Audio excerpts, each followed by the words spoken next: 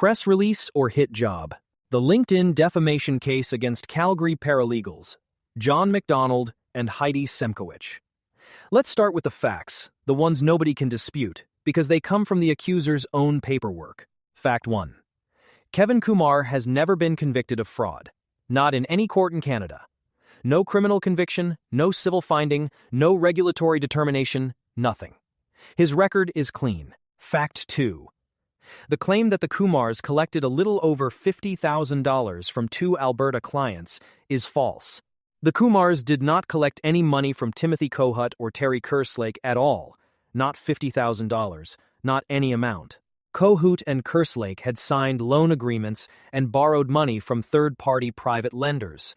Their payments were contractually owed to those lenders, not to the Kumars. And both clients were fully informed of this. They knew exactly who they were paying and why. During the civil proceedings these clients brought against the Kumars, both were required to produce their own banking records as part of disclosure. Those records, submitted by the accusers themselves, confirm the same point. Every payment went to the lenders they had actually borrowed from, accounts with no connection whatsoever to Colton Kumar, Kevin Kumar, or their company, 1304139 B.C. Ltd. So let's be precise. The money went where it was contractually supposed to go. To lenders the clients knew they were paying. For someone to then publicly claim the Kumars collected that money is not a small detail. It is a claim that requires either reckless disregard for facts both sides already knew, or knowledge that the statement was false when it was made. Keep that in mind, because here is what was published anyway. In November 2024, John Mcdonald and Heidi Semkowicz, two Calgary paralegals operating through Mcdonald Paralegal Services Limited and HMS Paralegal Services, published a press release on LinkedIn under the headline, "Litigants Duped by Fraudsters Fight Back."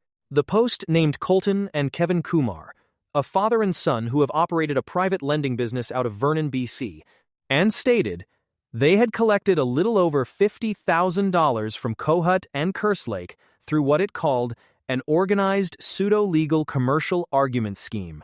Kevin Kumar, again, a man with no fraud convictions of any kind, was described in writing as a known fraudster.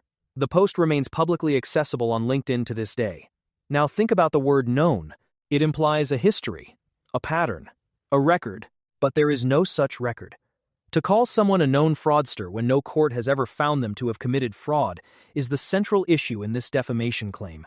So why would two paralegals publish something this easily disproven? Here is the part of the story that matters most. The Kumars, through their consumer advocacy work, have been informing borrowers across Canada of something most people do not know. Debt contracts are routinely bought, sold, and transferred between companies as a normal part of the finance industry. This happens every day, at scale, often without the original borrower being notified. Because of this, the Kumars have advised borrowers that before sending payment to anyone claiming to be their creditor, they have the right to request proof of ownership of that debt, specifically, a sworn affidavit from a chartered accountant confirming who actually owns it.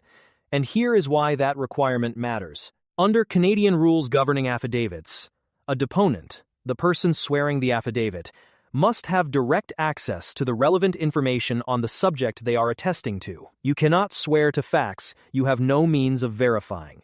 When it comes to who actually owns a debt, that information lives in the internal financial ledgers of the company holding it. Chartered accountants are among the professionals with the credentials and access to those ledgers to verify and attest to ownership on the record. This means asking for a CPA-verified affidavit of debt ownership is not a stalling tactic or a pseudo-legal scheme.